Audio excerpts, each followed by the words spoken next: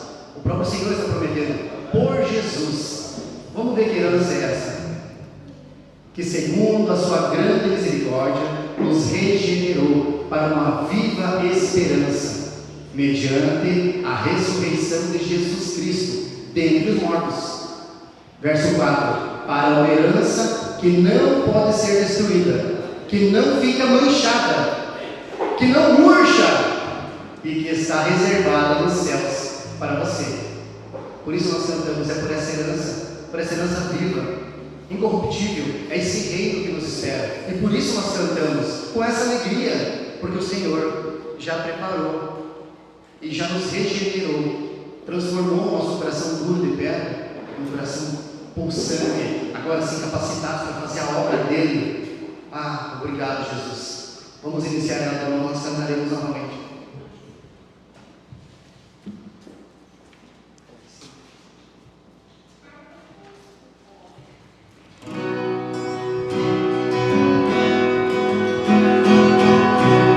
Segurança.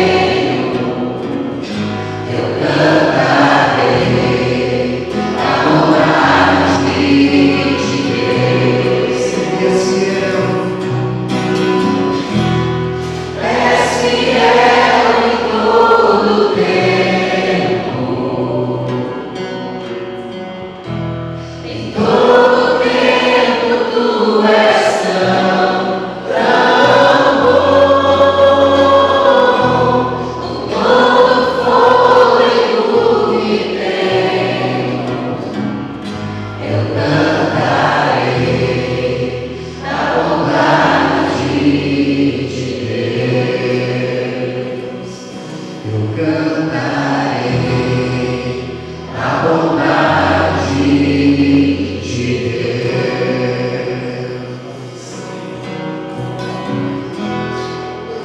Obrigado, Pai. O Senhor nos proporciona momentos tão bons, Senhor, tão perfeitos. O Senhor preparou o reino para nós, um paraíso, onde não terá manchas, incorruptível. Terá, Pai, principalmente, nós nos alegramos, Senhor, a tua presença. Tu és fiel, pois isso irá se cumprir, porque tu és fiel. Nosso coração deseja estar no Senhor. És fiel, vamos cantar. És fiel em todo tempo, em todo tempo tu és tão bom, com todo fôlego que tenho, eu cantarei a bondade de Deus. Amém.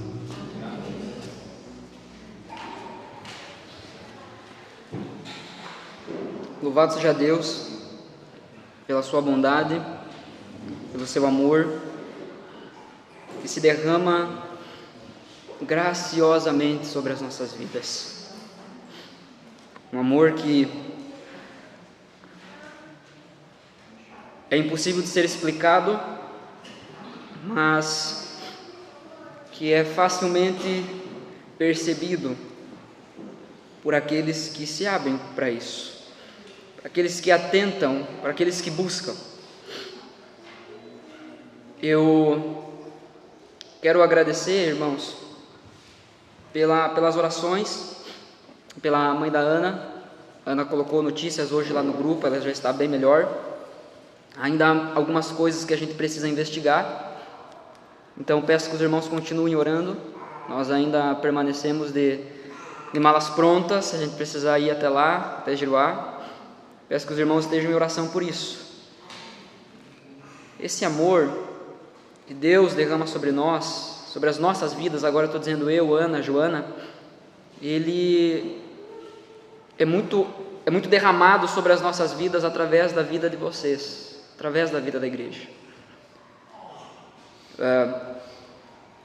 Muitas vezes vocês nem sabem o quanto vocês são instrumentos de Deus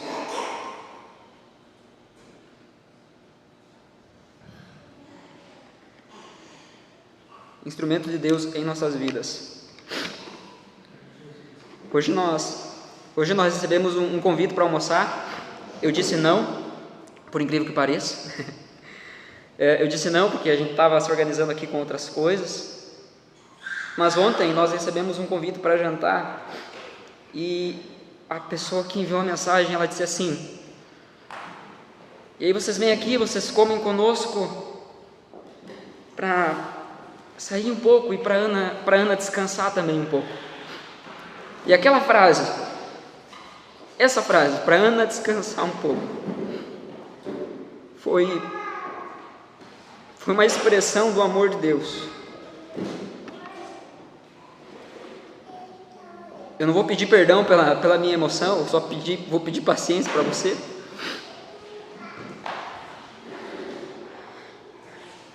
Mas enquanto cantávamos essa canção, eu fui desconcertado diante de Deus, constrangido por esse amor.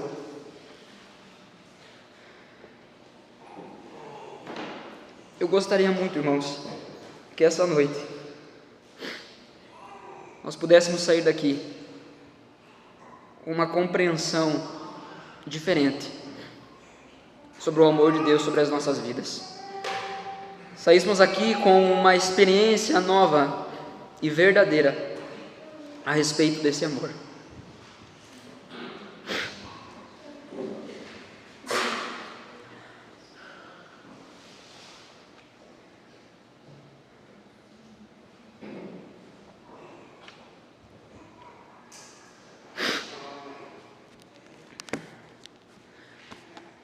Por favor, abra sua Bíblia no Salmo número 36.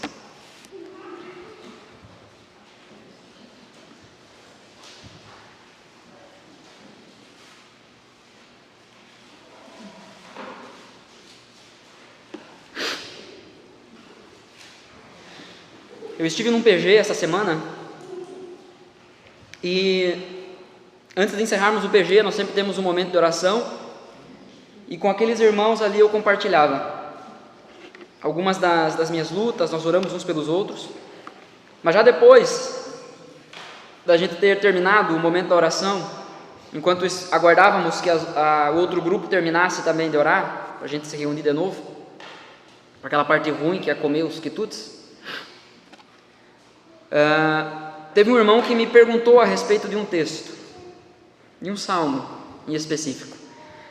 E foi muito interessante porque eu disse para ele assim: irmão, eu estou brigando com esse texto, porque Deus tem me incomodado a respeito desse texto, mas eu ainda não sei se é Deus querendo falar comigo, ou se é Deus falando comigo algo que eu preciso dividir com a igreja. Então eu estava nessa luta, eu estava orando a respeito disso. Senhor, o que Tu quer que eu fale? Eu sei, irmãos, que se eu abrir qualquer texto e pregar fielmente qualquer texto, será o Senhor falando. Mas eu creio num Deus muito mais pessoal do que isso. De que Ele prepara momentos, encontros, para que a gente receba aquilo que nós estamos precisando, ou aquilo que a gente vai precisar bem logo. Bom, eu entendi que aquele texto não era para a igreja, mas era para mim. Por outro lado, um outro salmo, Salmo 36, que eu li essa semana e eu tinha certeza que era só para mim. Deus disse para eu falar com a igreja. Então, no Salmo 36, nós vamos meditar hoje nele inteiro.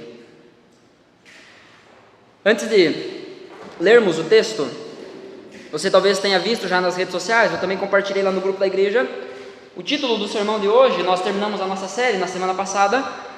Então nós entramos aí agora numa sequência de sermões isolados até nós iniciarmos a nova série, que será sobre o amar ao próximo.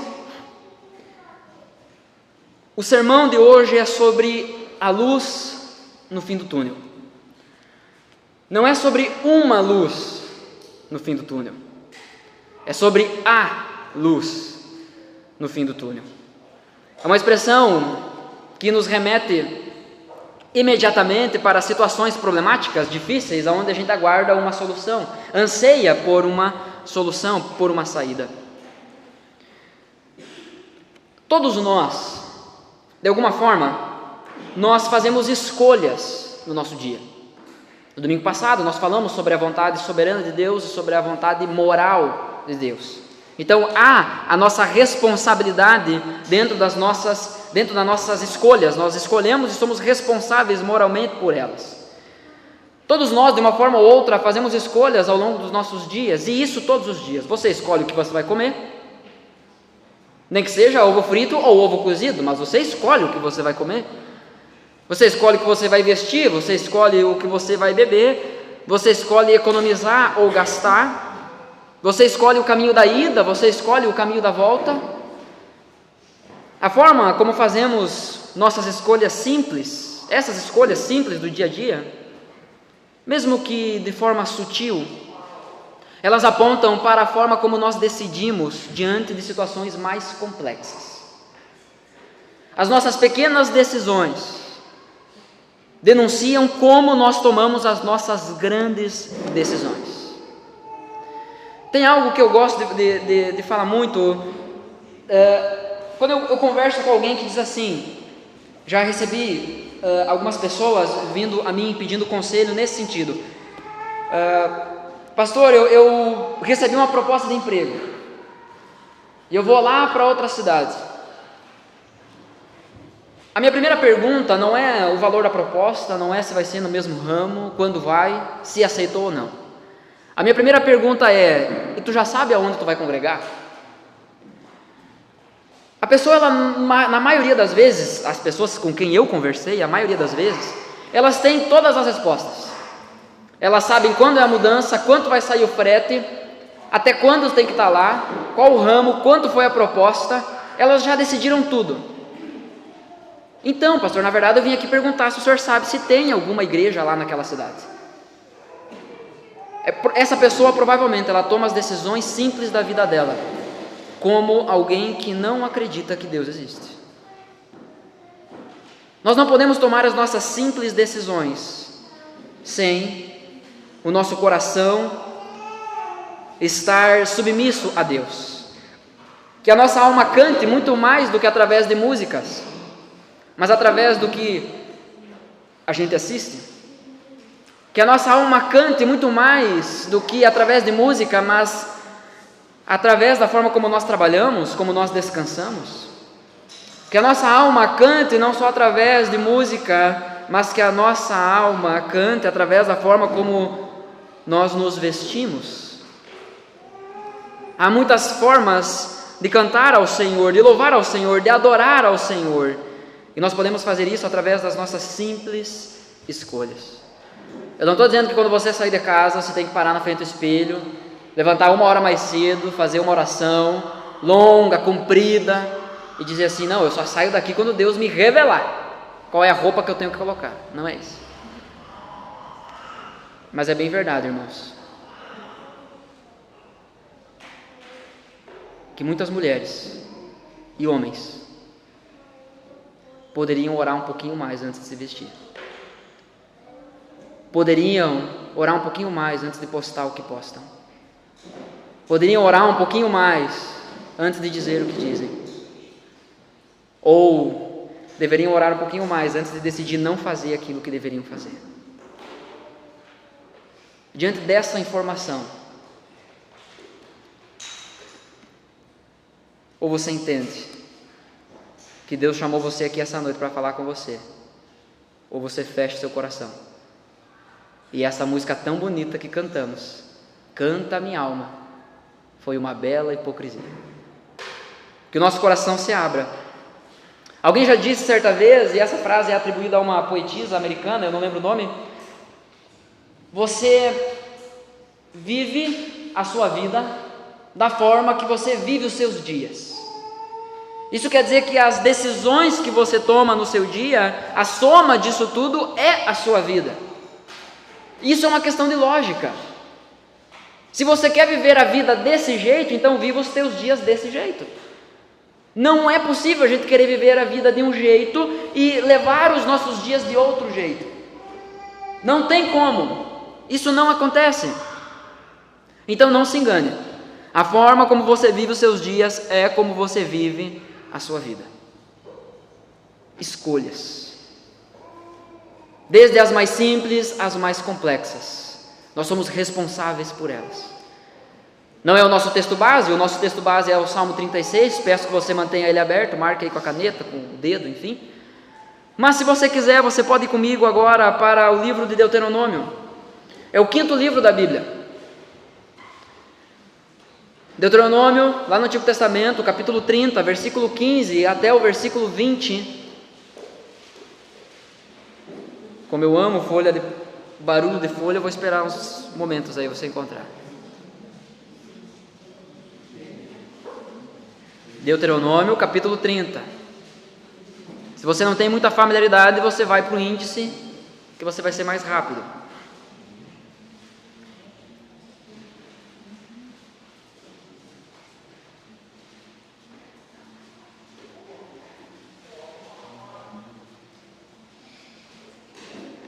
Encontraram? Amém?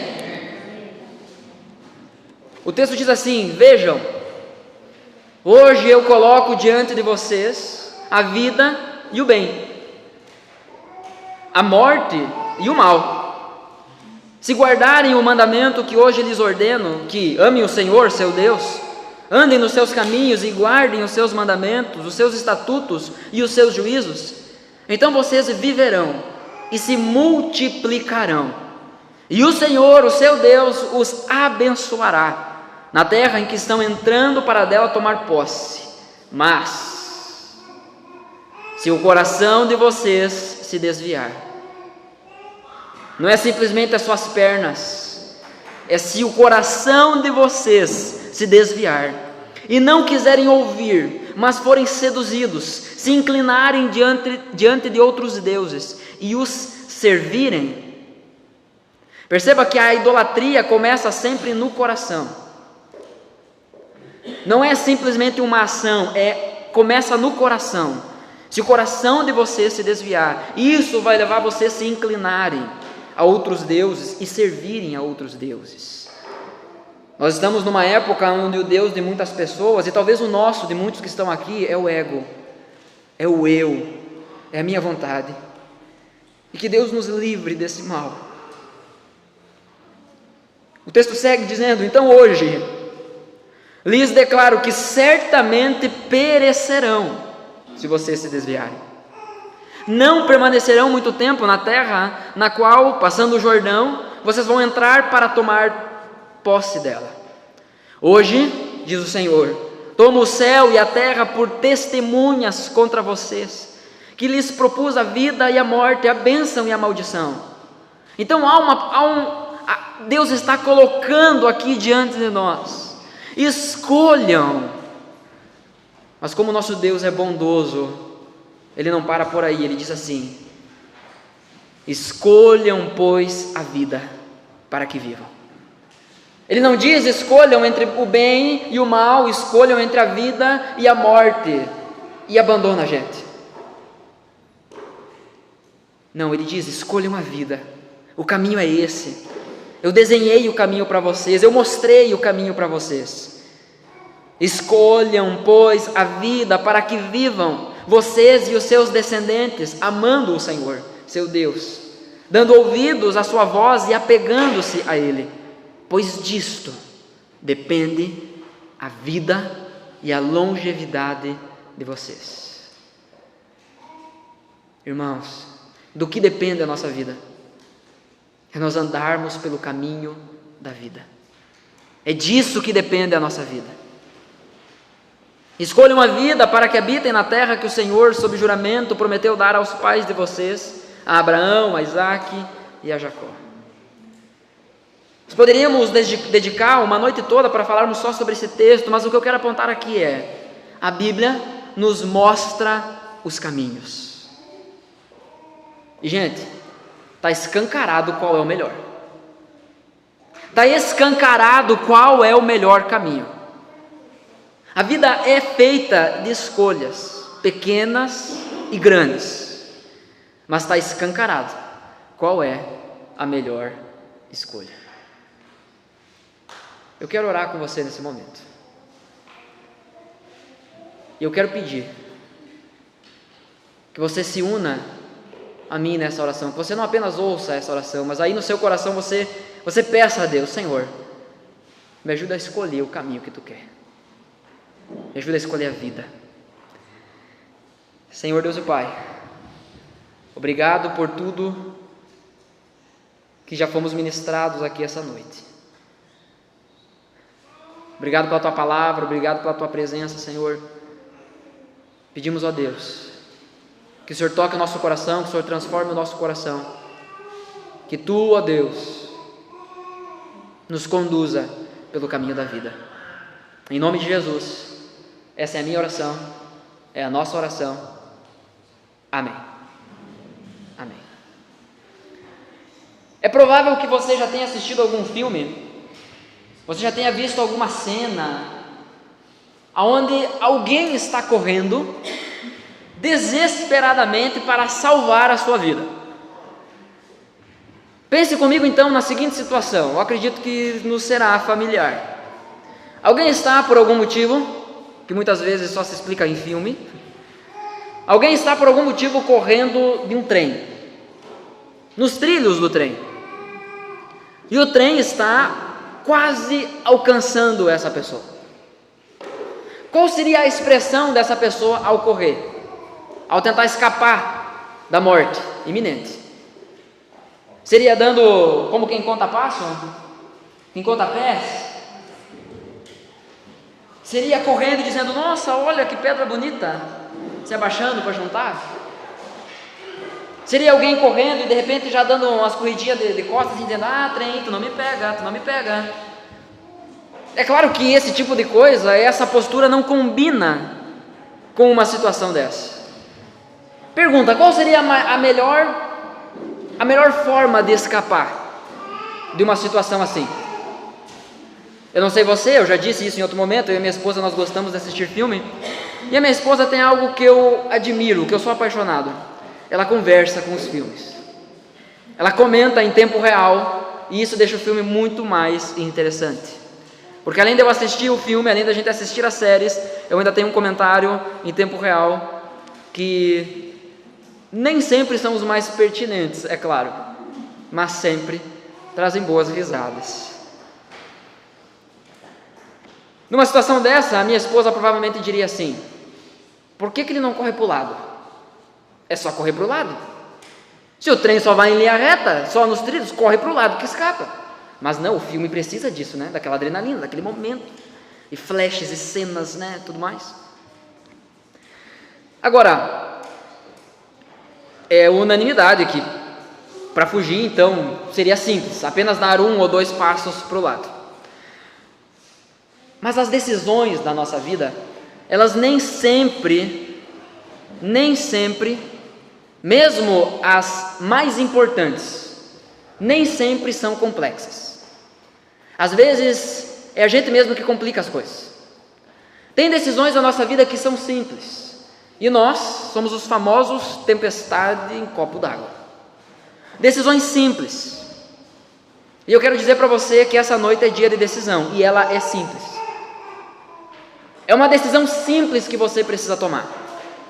Porém, há algo que nos impede de tomar simplesmente essas decisões.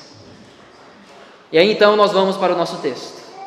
Salmo 36, nós faremos a leitura a partir do versículo 1 até o 12. Há no coração do ímpio a voz da transgressão.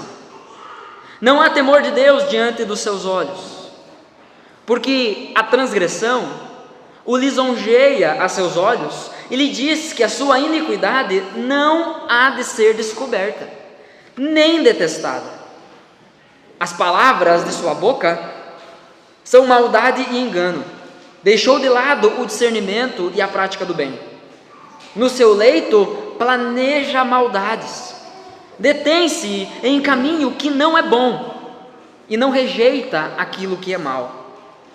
A tua misericórdia, Senhor, chega até os céus, a tua fidelidade vai até as nuvens, a tua justiça é como as grandes montanhas, os teus juízos são como um abismo profundo.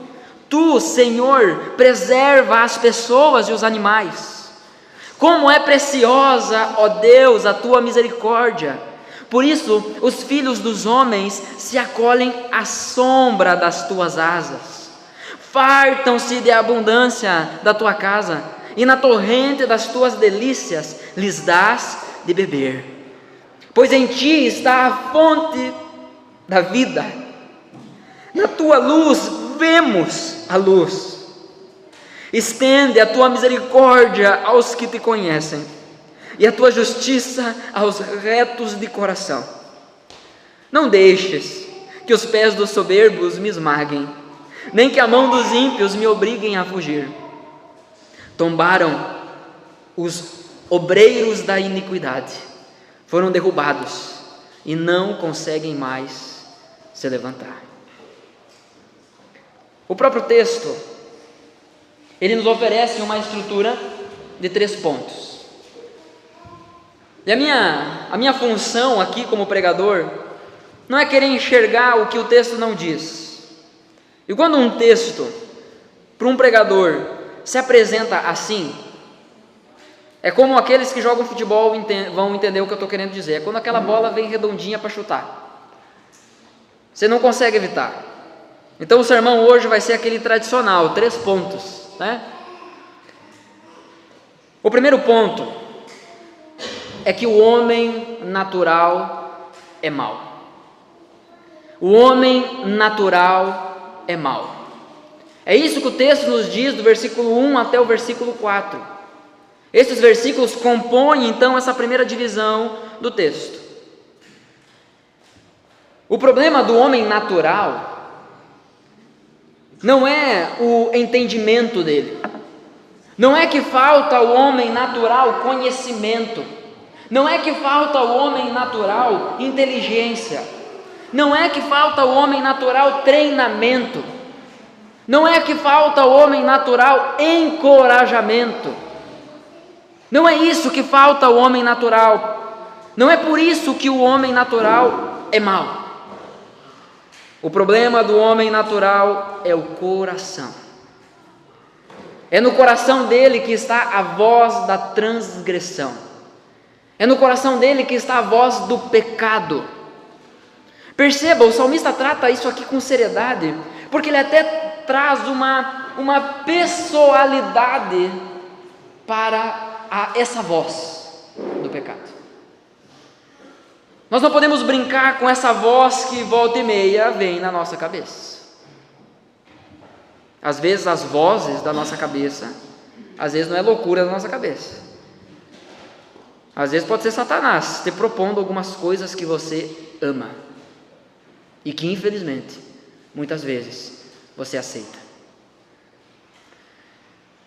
O que eu quero dizer com o homem natural? Homem natural não é aquele que é por natureza assim e não foi modificado. A ideia, quando a Bíblia fala sobre o homem natural, em contraste com o homem espiritual, é o homem que ainda não nasceu de novo, é o pecador, é aquele que ainda não se arrependeu, é aquele que ainda é escravo da sua natureza, por isso, natural. Ele é escravo da sua natureza. Ele é pecador porque ele nasceu como um pecador. Ele não precisou pecar para se tornar um pecador. Essa é a nossa condição desde que nascemos. Já disse isso aqui muitas vezes. A minha oração, quando eu olho para Joana, é justamente essa: Senhor, encontra o coração dela, porque ela é uma pecadora, ela precisa de Ti. Se ela não tiver um encontro real, verdadeiro, pessoal contigo, não adianta ela chegar lá no inferno e dizer assim: mas eu tenho aqui, meu pai era pastor, minha mãe era uma crente bom, eu não posso ficar aqui.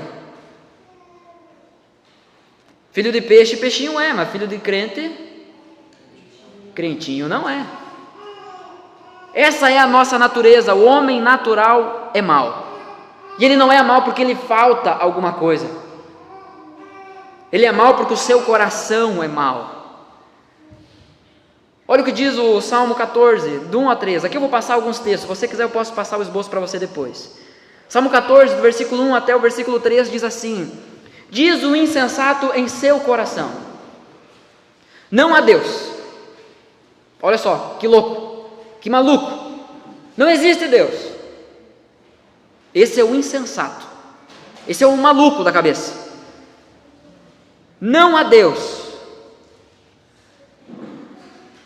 O texto vai dizer que eles são corruptos e praticam abominação. Já não há quem faça o bem. Do céu, o Senhor olha para os filhos dos homens para ver se há quem tenha entendimento, se há quem busque a Deus. Todos se desviaram e juntamente se corromperam, não há quem faça o bem, não há nenhum sequer. Esse texto está dizendo que não há nenhum sequer. Nós somos maus por natureza. Salmo 51, versículo 5 diz: eu nasci na iniquidade, e em pecado me concebeu minha mãe. Mas gente, que pecado que comete um bebê? Não é o que ele faz, é o que ele é. Ele é um homem mau, é um pecador. A natureza dele é essa. Todos precisamos de Cristo, todos nós precisamos do sacrifício de Jesus sobre as nossas vidas para sermos salvos. É nessas horas que o nosso coração ele começa a jogar com a gente. Não, mas eu não sou tão ruim assim.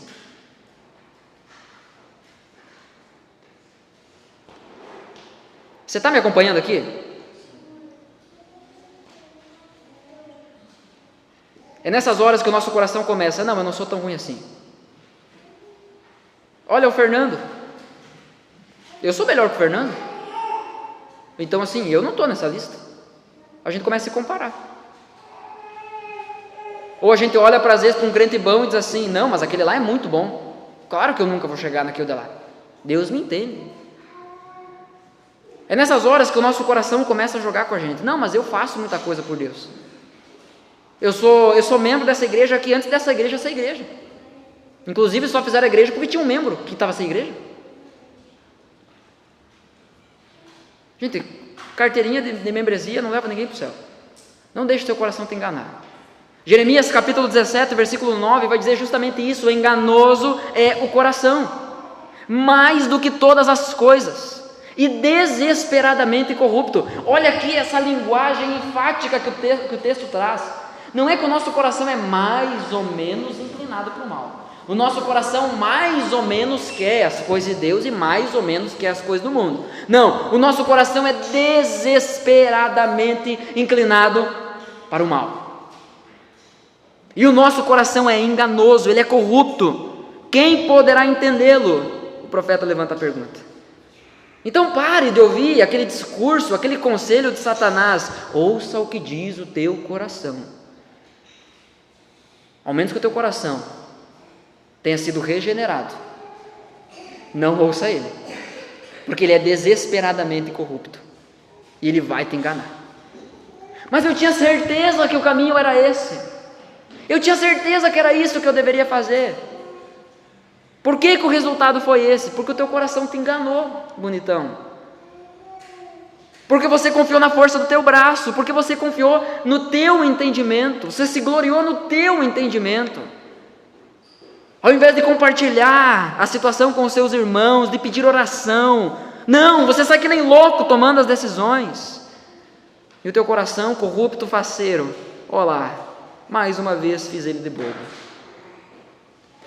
Bom, João capítulo 3, versículo 19 diz assim: a condenação é esta: a luz veio ao mundo, mas os homens amaram mais as trevas do que a luz. O problema é o nosso coração, não é as coisas que a gente faz. O nosso coração, que é corrupto, ama mais as coisas do mundo. Essa é a nossa condição inicial. O homem natural é mau porque ele ama mais as coisas do mundo, ele ama mais as trevas do que a luz. 1 Coríntios capítulo 2, versículo 14, ora, a pessoa natural, então aqui o que não nasceu de novo ainda, a pessoa natural não aceita as coisas do Espírito de Deus, porque eles são loucura. Ah, para, pastor, da onde? A gente nem é tão ruim assim. Pô, está escrito aqui. Está escrito aqui que o teu coração é enganoso, e você ainda está nessa. Não, da onde? Não é assim. Na verdade, tem aqueles mais assim que querem pagar de inteligente e espiritual. Na verdade, assim, pastor, esse texto não queria dizer isso. Na verdade, naquela época era outra coisa. Ah, vá para o inferno com isso daí, porque isso é a ideia de Satanás. As pessoas que querem mudar a palavra de Deus é justamente as pessoas que não foram mudadas pela palavra de Deus. Por isso querem mudar a palavra de Deus, para construir uma cama para deitar, para quando chegar o momento em que ela pecar, ela possa ter um argumento. Não, na verdade isso daqui não é bem assim. Na verdade isso daqui não é bem assim. O pastor é muito radical. Sinceramente, irmão, eu tomo isso como elogio. Então se você quer me xingar, não me chama de radical, porque eu tomo isso como elogio.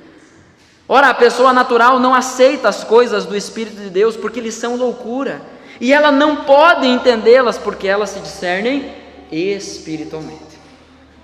Então, se isso aqui é loucura para você, verifica o pulso aí, irmão. Será que tu não está morto?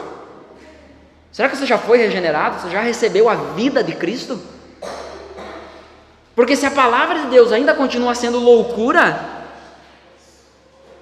eu não estou dizendo que a gente vai olhar e vai dizer assim, não, estou perfeito nisso, porque só Jesus foi. Agora, a gente olhar e achar que não é isso aí é loucura, isso é coisa de quem não crê em Deus. E se você não crê no que Deus fez por você para te salvar, você já está condenado. É o que diz o capítulo 3 de João. Adiante, eu quero ler ainda mais uns textos a respeito disso. Efésios capítulo 2, o versículo 1 e o versículo 3. Diz assim: Ele lhes deu vida quando vocês estavam mortos em suas transgressões e pecados.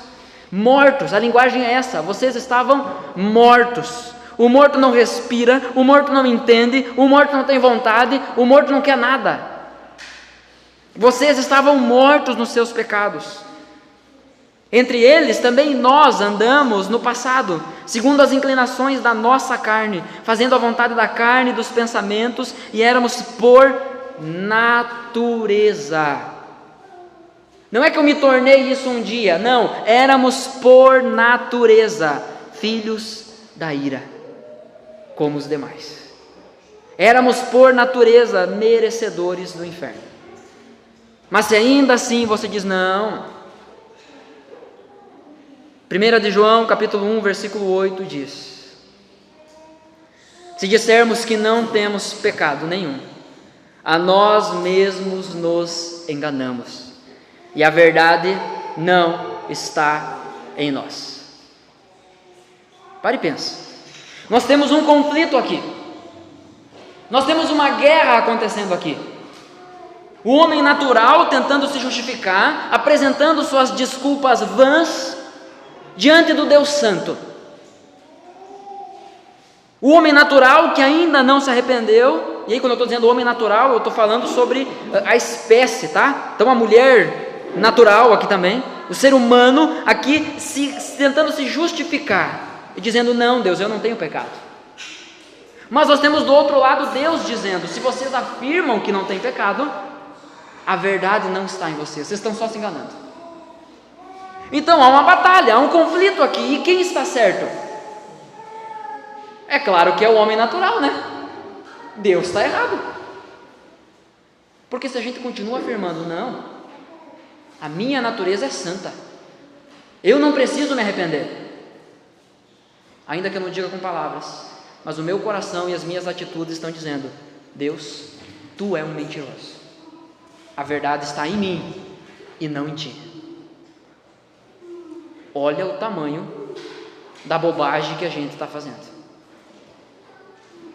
O homem natural é mau, ele é naturalmente caído, um pecador completamente depravado, corrompido, afetado pela queda. Quando Adão e Eva pecaram, toda a descendência herdou essa natureza pecaminosa. Nós herdamos isso de Adão e Eva. Há um paralelo que pode ser feito aqui nesse salmo com o Salmo 53. Nós estamos no Salmo 36. Mas o Salmo 53, o versículo 1 vai trazer que o nécio, né, o tolo, ele vai dizer que Deus não existe. Mas nesse Salmo 36 aqui, não está falando sobre alguém que diz que Deus não existe. Aquela voz dentro do coração dele não está dizendo: Deus não existe. Na verdade, nesse caso aqui do Salmo 36 é ainda pior. Não está dizendo Deus não existe, está dizendo que, embora a existência de Deus seja verdade, seja reconhecida, ela é desprezada, ela é desonrada. Então, irmãos, o assunto aqui no Salmo 36 não é se você crê que existe um Deus ou não. Porque assim, nós podemos fazer um chute aqui que 100%, né, com a base mínima de erro, crê que Deus existe. Você crê que existe algum tipo de Deus? Aí resta nos saber que Deus é esse. Pode ser um Deus falso, pode ser um Deus que é a projeção da sua mente, das suas experiências, das suas verdades. Um Deus que serve você, um Deus que você fez a sua própria imagem e semelhança. Nós não estamos falando aqui sobre isso, será que Deus existe? Na verdade, a situação aqui é muito pior. Aqui é o homem olhando para o seu coração e dizendo assim, ó, ainda que Deus exista, e eu acredito nisso, que Deus existe, eu vou viver de uma forma que desonra Ele. Eu vou viver de uma forma que não se importa com o que Ele diz, com o que Ele pensa, com o que agrada a Ele. Olha a situação. Sabe quando que nós nos encaixamos nesse salmo aqui? Quando ao ouvir o sermão, nós não dobramos o nosso coração. Quando ao sermos confrontados pela palavra de Deus, nós não dobramos o nosso coração. A gente crê que existe um Deus, mas a gente está disposto a continuar vivendo uma vida como se Ele não fosse tão importante. E é por isso, é porque eu estou disposto a escolher viver uma vida que não honra a Deus, que não entrega a Deus o que Ele merece. É por causa disso que eu guardo mágoas no meu coração, que a minha vida é amarga, que eu não perdoo, que eu fofoco, que eu adultero. É daí que vem toda a maldade do nosso coração. Ainda que o problema do Salmo 53 não entre na igreja, o 36, ele tem criado raízes, mas em nome do Senhor Jesus Cristo, isso vai ser arrancado, e é o próprio Deus que vai fazer isso.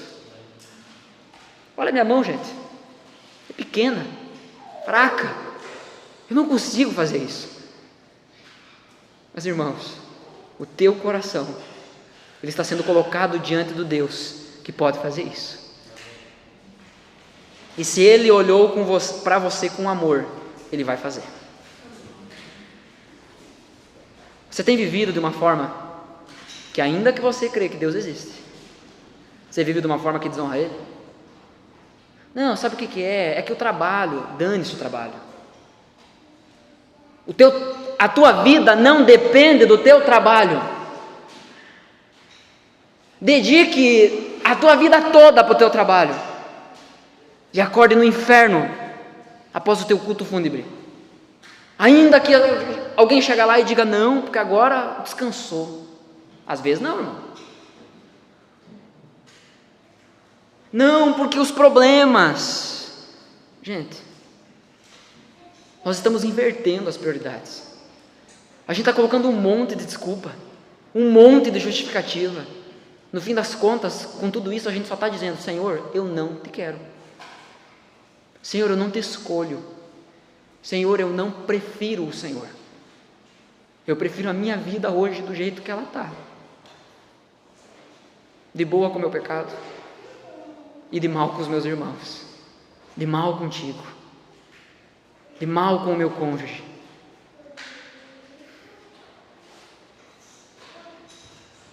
O texto aqui do 1 ao 4 vai dizer que não há temor de Deus, no versículo 1, no final do versículo 1. Não há temor de Deus. A W. Tozer, no seu livro O Conhecimento do Santo, ele vai dizer que quando não há temor no nosso coração, o medo das consequências não é o suficiente para nos fazer parar de pecar. Ainda que você entenda, não, se eu fizer isso aqui, vai dar ruim. Eu vou me quebrar tudo. Mas o homem natural é mau. E ele vai ainda assim. Ele vai jogando. Ou como a gente diz aqui, ele vai tenteando. Ele vai tenteando. Porque não, o coração enganoso vai dizendo, não vai dar ruim. Não vai dar ruim. Segue assim. Congregar não é tão importante, segue assim. Orar com a igreja não é tão importante, segue assim, só no teu secreto. Tá bom assim, crentinho bom, tá bom assim. Não tá, irmãos. Nós precisamos sair da infantilidade rumo à maturidade. A verdade, irmãos, é que nós muitas vezes temos sido devorados pelo pecado, devorados por Satanás. Isso porque nós estamos andando sozinhos. Isso porque a gente não busca ajuda, porque a gente não pede ajuda. Isso porque a gente vem para o culto e não ouve o sermão. A gente até escuta, mas não vai para o coração. A gente senta aqui e fica esperando a hora de acabar. Talvez você estava aqui já olhando a hora. Meu Deus, o pastor não terminou nem o primeiro ponto, ele disse que vai ser 3. Ainda depois tem uma música. Que hora a gente vai embora hoje, gente? Por quê? Porque você sempre tem coisa mais importante para fazer. Porque 2 horas na semana é demais para você. Judia do teu coração pecaminoso. Fere o teu coração de pedra. Não massageia o teu ego. Você sai daqui ofendido, dodói. Irmãos, até quando? Até quando nós seremos infantis desse jeito? Até quando, irmãos? Não adianta a gente olhar para a desgraça que está esse mundo e dizer, Jesus está voltando. E a gente viver como se ele nunca existisse. Até quando, irmãos?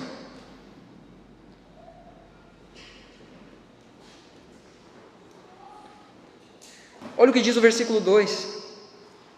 Sabe por que no coração do ímpio essa voz da transgressão, do pecado permanece? Não há temor no coração dele, não há temor diante dos olhos dele.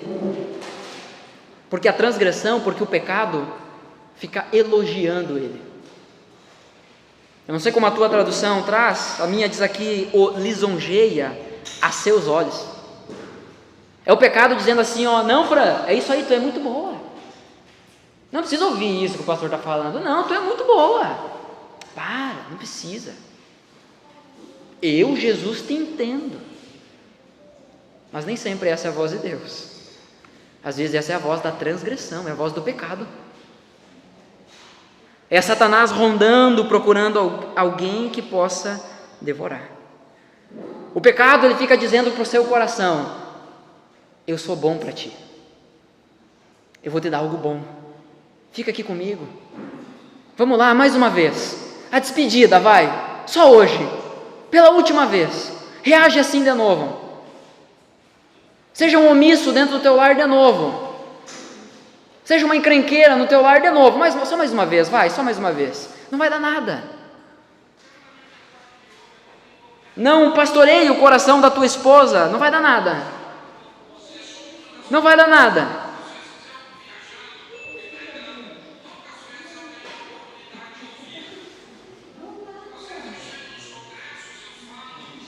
Fica calma, irmã, você só vai ficar nervosa, daí que não resolve. Fica calma.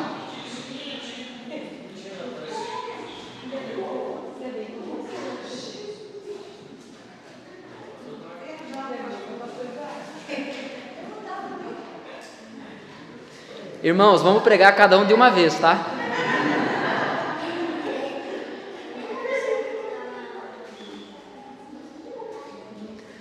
Alguém disse uma vez, e disse isso com o coração quebrado.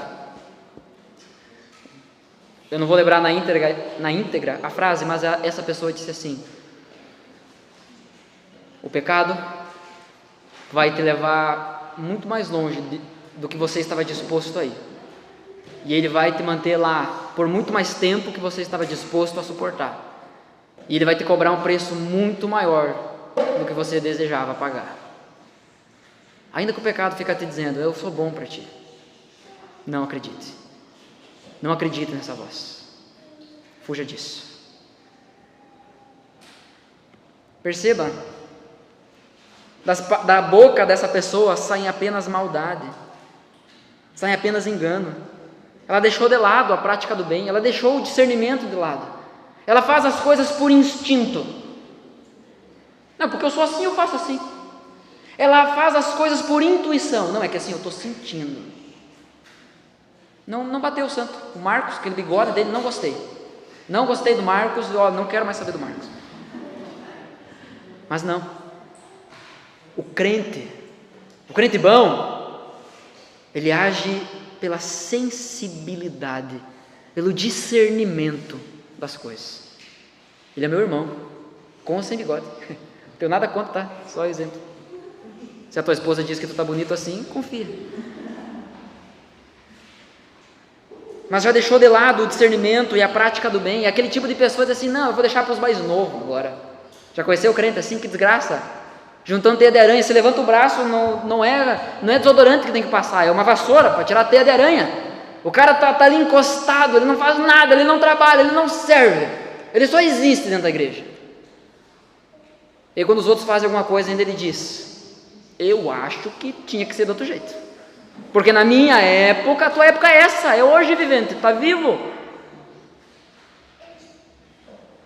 Irmãos, será que você não é alguém que abandonou o discernimento e deixou de lado a prática do bem? Se entregou? Está aí sentado, conformado, preguiçoso, morno, e ainda faceiro com isso? Confortável com isso? Olha o que diz o versículo 4, uma pessoa assim, enquanto dorme, ela planeja maldades. A próxima vez que eu encontrar aquela pessoa, ela vai ver só. Já viu aquele tipo de gente que depois de uma briga, depois ela começa a pensar e chega à conclusão: pá, naquela hora que a pessoa falou tal coisa, eu podia ter dado uma resposta melhor. Mas não melhor para resolver, melhor para ofender mais. Enquanto dorme, ao invés de colocar o coração diante de Deus, fica planejando maldades. Essa pessoa, ela se detém no caminho que não é bom. Ela sabe que está no caminho errado e fica. Aí a gente chega, conversa, um irmão chega e diz: meu irmão, vamos lá, vamos sair disso. Aí o crente, todo espiritual, diz assim: não, eu sei que isso é errado. Tá, mas e aí? Do que adianta? Saber que é errado e não fazer nada, é a mesma coisa. Eu sei que eu estou com fome, e não vai comer por quê? Não vai matar a fome desse jeito. Detém-se num caminho que não é bom e não rejeita aquilo que é mal. Olha a desgraça dessa pessoa. Além de ficar num caminho ruim, quando vem as coisas ruins, ela não rejeita. Não, eu não peço o que é mal. Tá, mas também não rejeita. Então é a mesma coisa. Se alguém chegar com um copinho para ti, assim, ou com 2 comprimidos, e dizer assim: ó, isso aqui é veneno, hein? Eu vou te dar aqui, tu toma, e tu vai morrer. E vai ser uma morte lenta e dolorosa. Aí tu diz: pá, como é que eu vou negar, né? A pessoa me ofereceu, vou ter que aceitar. Aí tu morre. Faz sentido isso? Claro que não. Não, mas eu não pedi, pastor, a situação aconteceu. Tá, e você, luz do mundo, você não deveria mostrar a diferença? O homem sem temor no coração, que não crê em Deus, que não teme a Deus, é como alguém que não corre ao ver o trem vindo em sua direção, enquanto ele caminha lentamente nos trilhos. Ele vai morrer.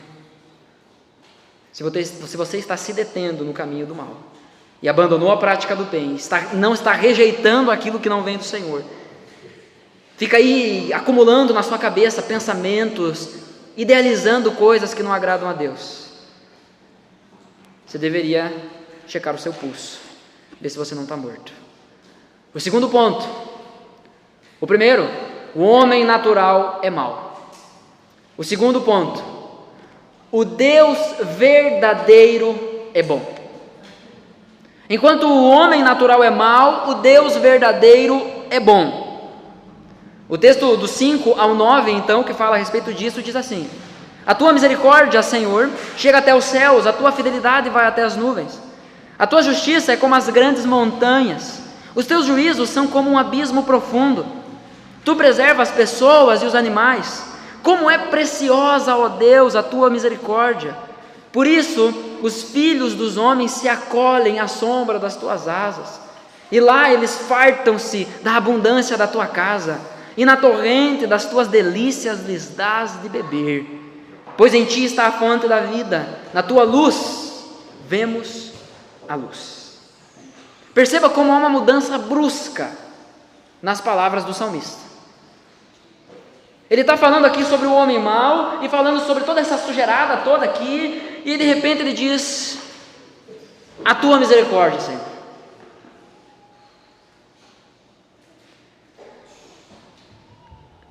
Diferente do Salmo 1 dos salmos mais conhecidos da Bíblia, em que há um paralelo entre o homem mau, o homem ímpio e o homem bom, aqui nesse Salmo 36, há um paralelo entre o homem mau e o Deus bom. O salmista ele se recusa aqui a olhar para si ou olhar para qualquer outra pessoa. Diante da realidade, da maldade do seu coração, ele não fica se questionando e ele não fica se comparando. Ele olha para Deus. A tua misericórdia, Senhor. Perceba na linguagem hiperbólica aqui, a linguagem exagerada. Eu não vou me deter aqui nesses versículos, porque nós acabamos, não faz tanto tempo, um pouquinho mais de um mês, nós saímos de uma série sobre os atributos de Deus. E os crentes bons aí estão com tudo fresquinho na mente. Amém? Mas, Deus é bom. A próxima lição dos PGs vai ser sobre essa série. Você vai poder retomar e mastigar isso tudo muito melhor. Mas eu quero começar a pensar aqui com você a partir do versículo 7. Diz: como é preciosa, ó Deus, a tua misericórdia. Como é valiosa, como é cara a tua misericórdia, Deus. E a gente trata bem aquilo que é valioso, aquilo que é caro. Seu telefone aí de 2.000 para cima, você não chega assim em casa, tira os tênis, nem bota a mão no tênis, tira assim já, larga a carteira em cima, a chave do carro, o telefone, isso aqui não importa, joga do lado do tênis, ele dá umas 3, 4 quicadas e você deixa lá. Não, mas imagina, se tiver que trocar a tela, tiver que comprar um outro telefone, porque é valioso, custou algo. A misericórdia de Deus, ela precisa ser valiosa para nós, tanto que comparar com o telefone não dá nem graça, não é a proposta, mas nós precisamos valorizar aquilo que Deus derrama sobre nós. Deixa eu te perguntar, você realmente crê que Deus é bom? Nós cantamos aqui sobre a bondade de Deus, mas você acredita que Deus é bom? No momento que você está vivendo hoje, na situação que você está vivendo hoje, seja com uma crise no casamento, seja numa crise de fé, seja numa crise com teus irmãos, seja de família, da igreja, nas lutas contra o pecado, na falta de dinheiro, na falta de saúde, na falta de comida, você ainda continua crendo que Deus é bom?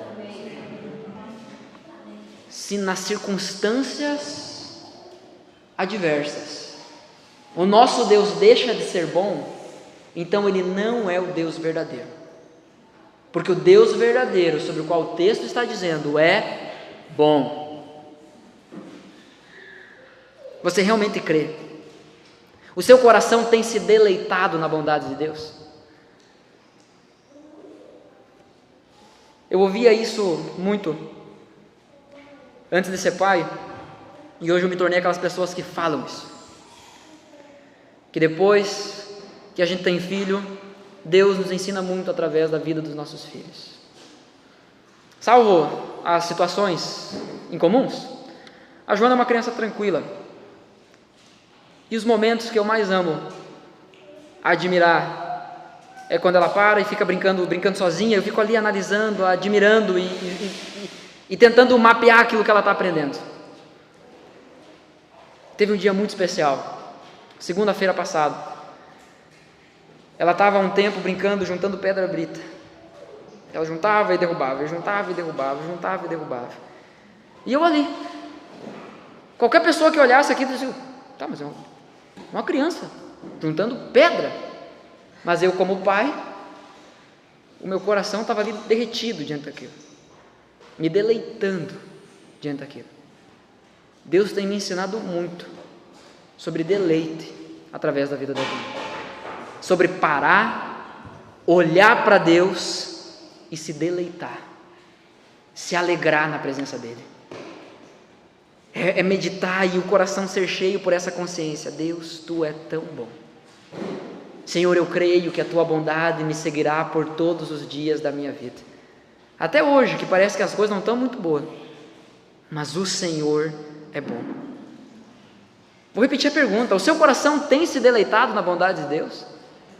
Se a resposta é sim, a sua vida não pode ser amarga. Você não pode estar de mal com a vida.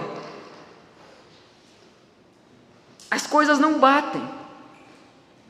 Porque crer que Deus é bom não é apenas acreditar que Ele é uma opção boa dentre tantas outras, mas descansar que Ele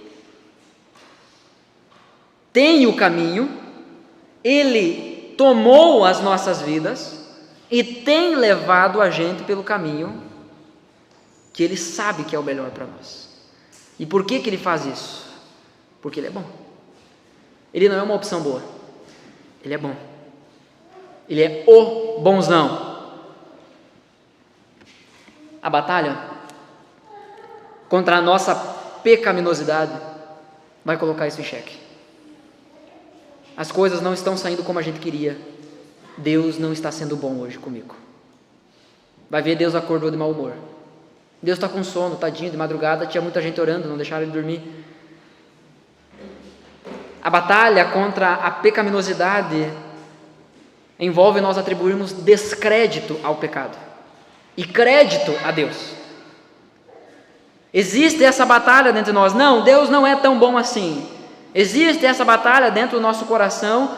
Agora, não sendo mais o homem natural, mas sendo aquele que é espiritual, aquele que nasceu de novo, agora nós conseguimos lutar então contra os nossos pecados.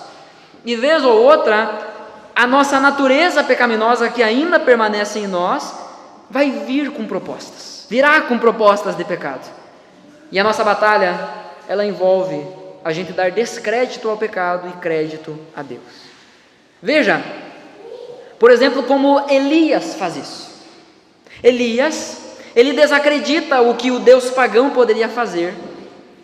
Ele desacredita que o Deus pagão do povo poderia fazer alguma coisa de verdade. Lá no livro dos Reis, 1 Reis, capítulo 18, versículo 27, diz assim: ao meio-dia, Elias começou a zombar deles, dizendo, o contexto aqui é o seguinte, vamos ver, a NVT, nova versão do Tito, tá? Vamos ver quem é o Deus verdadeiro. Nós vamos montar 2 altares, o Deus que manda fogo do céu é o Deus verdadeiro, tipo para o ímpar, quem ganhar venceu. E podem vocês primeiro, diz Elias. E aí vai lá então todos aqueles profetas pagãos, 950 se eu não me engano, 850, e eles se batem, eles oram, e eles gritam, e nada, desde o início da manhã até o meio-dia. Então aqui ao meio-dia, Elias começou a zombar deles, dizendo, gritem mais alto, porque Ele é Deus.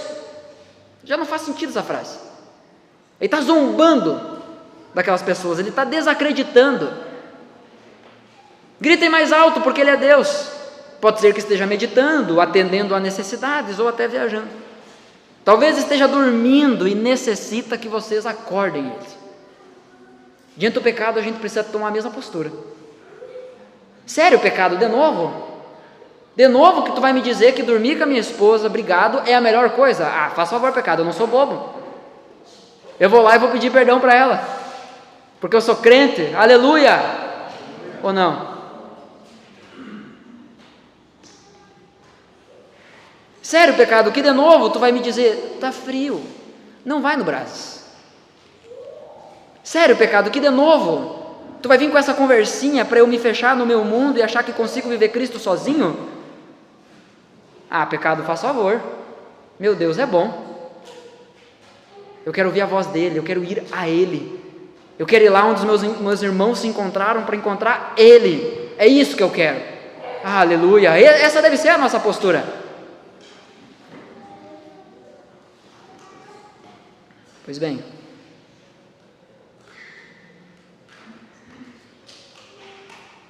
o texto, a partir do versículo 7, trata a misericórdia de Deus como algo valioso.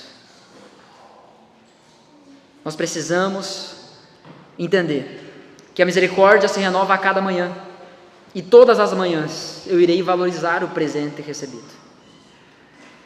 O versículo 9 do texto diz que a vida está em Deus. Se você não está em Deus, você tem vida? Não, você não tem. Não, mas não é porque eu não estou na igreja que eu não tenho a vida de Deus. Bom, a Bíblia discorda disso. A igreja não salva ninguém, mas a igreja é o lugar que os salvos querem estar, preferem estar. Então, se você não deseja estar aqui, se não há no teu coração esse desejo, essa inclinação, tem algo de muito errado. Você não está com um probleminha, você está com a raiz desgraçada no teu coração. Ouvi essa semana uma frase do C.S. Lewis, que ele disse assim: eu acredito no cristianismo como acredito que o sol nasce todo dia. Não apenas porque eu vejo o sol, mas porque através dele eu vejo tudo ao meu redor. Hoje eu vejo através do Evangelho. Antes eu achava que via, eu estava morto, mas agora a luz do Evangelho entrou no meu coração, iluminou os meus olhos, e agora eu posso ver. É bem provável que ele tenha tirado a frase desse texto, desse versículo: na tua luz vemos a luz. Logo, sem a luz de Deus, tudo é escuridão. Sem a tua luz, Senhor, tudo é escuridão. Terceiro ponto, do versículo 10 ao versículo 12, eu quero fazer um apelo para que você considere a sua condição. Então, se você está anotando, você coloca assim, ó, a minha condição. Qual é a sua condição? O texto diz: estenda a tua misericórdia aos que te conhecem, e a tua justiça aos retos de coração. Não deixes que os pés dos soberbos me esmaguem, nem que a mão dos ímpios me obrigue a fugir. Essa linguagem aqui, ela tem uma aplicação muito direta para o contexto da época, de guerra, de batalhas. Não quer dizer que se aplica dessa forma para nós, se aplica de outra forma. O texto segue dizendo: tombaram os que praticam a iniquidade, foram derrubados e não conseguem mais se levantar. Duas pessoas são apresentadas a nós nesse salmo. Quem são as duas pessoas? O homem natural e o Deus verdadeiro bom. Em quem você se encontra hoje? Você se encontra no homem natural? Ou você se encontra no Deus verdadeiro que é bom? Aos que conhecem a Deus, o texto diz: os que conhecem a Deus experimentam dele e nutrem um relacionamento verdadeiro. Esses que buscam a sua justiça, esses que conhecem a Deus, eles tiveram seus corações quebrados e endireitados por Deus. Para esses apenas é dito que a misericórdia de Deus será estendida sobre as suas vidas. Isso nos leva a crer, e nós já desenvolvemos isso na série sobre os atributos de Deus. Isso nos leva a crer que a graça de Deus, a misericórdia de Deus, ela tem o seu aspecto comum, ela tem o seu aspecto geral, que alcança a todos, incrédulos, crentes. Mas há uma relação com Deus, há um acesso à misericórdia e à graça de Deus que só tem aqueles que conhecem a Deus. Quase puxei uma musiquinha aqui agora sem querer, né? A essas pessoas é dito que a misericórdia de Deus será estendida sobre as suas vidas. Você quer a misericórdia de Deus estendida sobre a sua vida? Então busque conhecer a Deus, porque o texto está dizendo: aos que te conhecem, aos que buscam a tua justiça, aos que são retos de coração. E o salmista pede: não deixe, ó Deus, que os pés dos soberbos me esmaguem. Não deixe, ó Deus, que a mão dos ímpios me obrigue a fugir. Ainda que sejamos humilhados, os pés dos soberbos, dos orgulhosos, daqueles que se levantam não contra nós, mas contra o Evangelho, porque a nossa causa é o Evangelho. Nós não estamos aqui para lutar pela nossa causa. Satanás está furioso, tem gente se levantando contra mim. Que se levante mesmo, tomara que se levante. A nossa briga é quando se levantam contra Deus. Essa é a nossa briga. Ainda então que sejamos humilhados, os pés dos soberbos não conseguirão nos esmagar. Ainda que a mão do ímpio se levante, não fará nenhum mal permanente. Ainda que a gente tenha que fugir por um breve momento, nós já estamos chegando em casa, aonde estaremos bem seguros dentro do reino do Senhor dos Exércitos. Por outro lado, é dito sobre os que praticam a iniquidade, isso é, o homem natural, que foram derrubados. Os que praticam a iniquidade foram derrubados e não há chance de se levantar novamente. Percebe que a linguagem do texto é: eles caíram e não tornarão a se levantar. É tão certo a queda que já é tratado como algo passado. Ainda que hoje vejamos os homens maus em pé, o dia do tombo está chegando. Se você é um homem mau, o dia do teu tombo está chegando, porque Jesus está voltando. Arrependa-se. O dia do tombo está chegando. Diante do nosso Senhor, todo joelho se dobrará. Alguns joelhos se dobrarão em reconhecimento e adoração. Alguns se dobrarão e dirão: Senhor, eu sabia que era verdade. E que alegria viver esse dia. Enquanto outros se dobrarão e em desespero serão condenados eternamente. Quando a derrota é certa, antes mesmo da guerra acabar, nós já temos um perdedor. E o perdedor é o homem mau. Emílio Garofalo Neto, um pastor presbiteriano, ele diz assim: o problema do mal é que ele precisa se ver com Jesus. O mal tem um sério problema: ele tem que enfrentar o Senhor. Qual é a tua condição hoje? Em quem você se encontra? Se deleitando no Deus verdadeiro que é bom? Ou vivendo como um homem natural que é mau? Diante disso, portanto, você precisa considerar qual é a sua condição. Para fugir de um trem, você precisa apenas dar 1 ou 2 passos para o lado. É simples.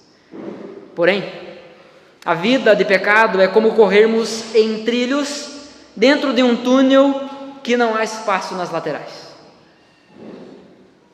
Nessa situação, o que mais se deseja é aquela luz lá no fim do túnel, aquela luz que marca a chegada. Para que o perigo chegue ao fim, então eu preciso chegar naquela luz para poder sair do trajeto do trem. O grande problema é que as nossas pernas são fracas e não são rápidas o suficiente para escapar da morte. Nós estamos correndo.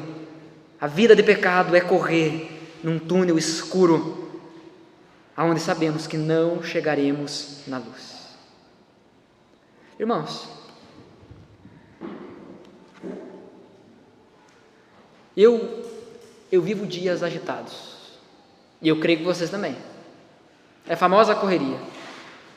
Porém, há dias que, além de agitados, além da correria, também são dias de batalhas difíceis dentro do coração. A questão é que às vezes o pecado parece estar mais forte. Tem dias que ele amanhece e parece que malhou a noite toda, que ele vai vencer. Às vezes parece que nós não conseguiremos escapar. A gente olha para o pecado, olha para as situações e a gente define elas de uma forma: invencíveis. Eu não consigo. Eu sou esse, que muitas vezes deito no meu travesseiro e fico remoendo coisas que aconteceram no dia, e até mesmo há dias, e sem perceber, como um tolo, eu fortaleço mais o meu pecado e não o meu espírito. Algumas lutas são verdadeiras guerras espirituais, dentro da mente, dentro do coração. Mas o que eu quero é entregar as minhas batalhas àquele que não sabe o que é perder, o Deus Todo-Poderoso. Eu quero te convidar a fazer isso também. Eu quero te convidar a você a orar, você colocar o seu coração diante de Deus e dizer: Senhor, me ajude a não me deter no caminho mau, mesmo que só na mente. Que ao deitar a cabeça no travesseiro todas as noites, deite-se também diante de Ti todos os meus pensamentos e os meus caminhos. Irmãos, a vida de pecado é como correr de um trem num túnel longo e escuro. A distância até a luz é impossível de ser percorrida. Está completamente fora de alcance. O que nos resta é uma morte feia, dolorosa e sem honra nenhuma. Se não podemos chegar até a luz, a nossa única saída é que a luz venha até nós. Mas seria isso possível? João capítulo 1, versículo 1, um dos textos mais lindos da Bíblia, diz: no princípio era o Verbo, e o Verbo estava com Deus, e o Verbo era Deus. Ele estava no princípio com Deus, todas as coisas foram feitas por Ele, e sem Ele nada do que foi feito se fez. A vida estava nele, e a vida era a luz dos homens. A luz resplandece nas trevas, e as trevas não prevalecem contra ela. Houve um homem enviado por Deus, o nome dele era João. Este veio como testemunha para testificar a respeito da luz, para que todos viessem a crer por meio dele.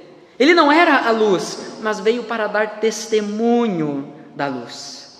A verdadeira luz que, vinda ao mundo, ilumina toda a humanidade. O Verbo estava no mundo, o mundo foi feito por meio dele, mas o mundo não o conheceu.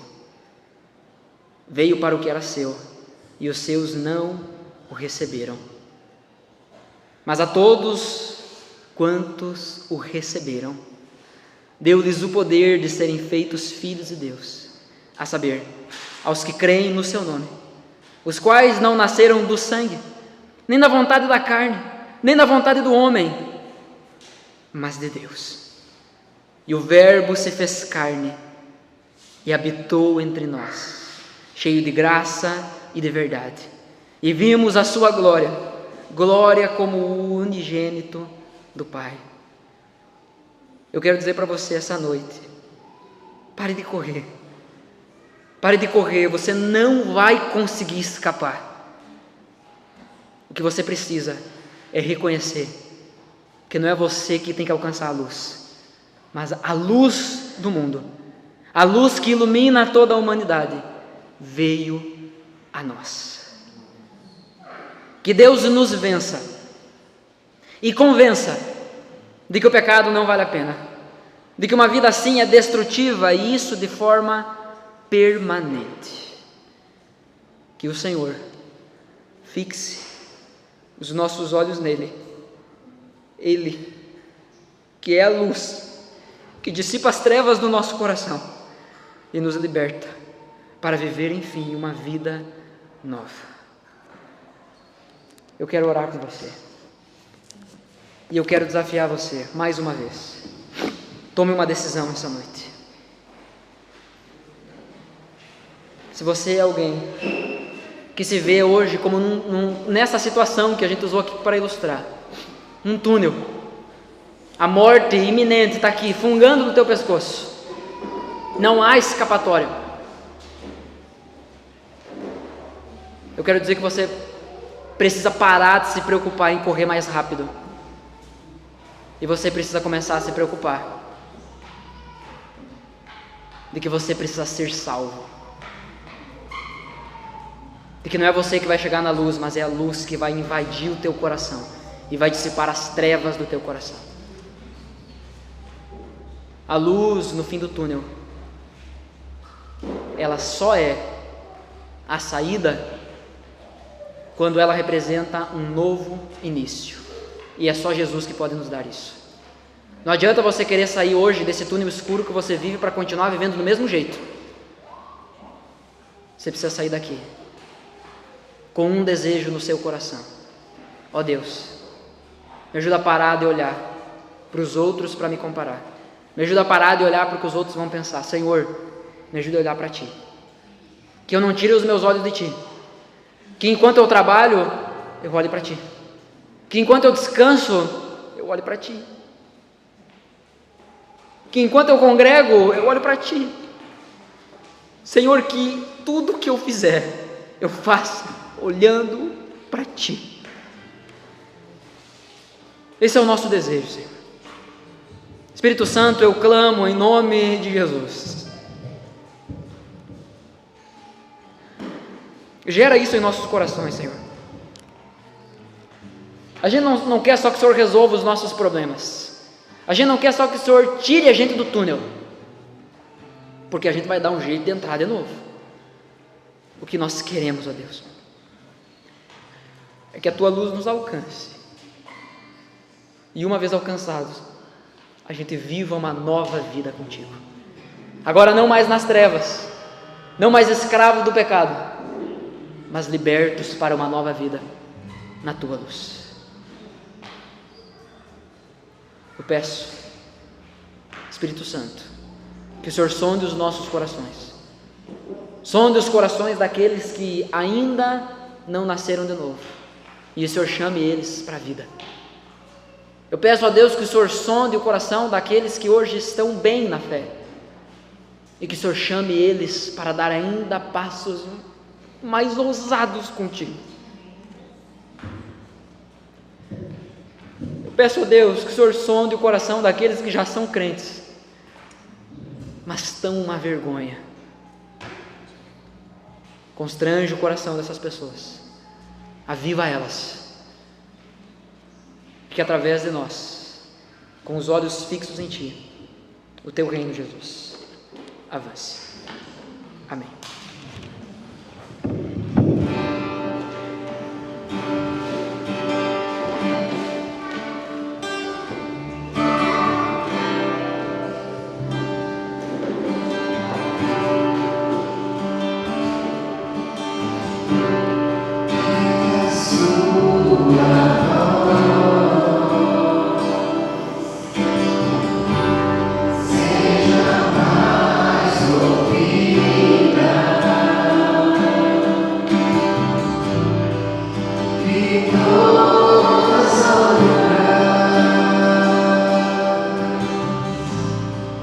Que a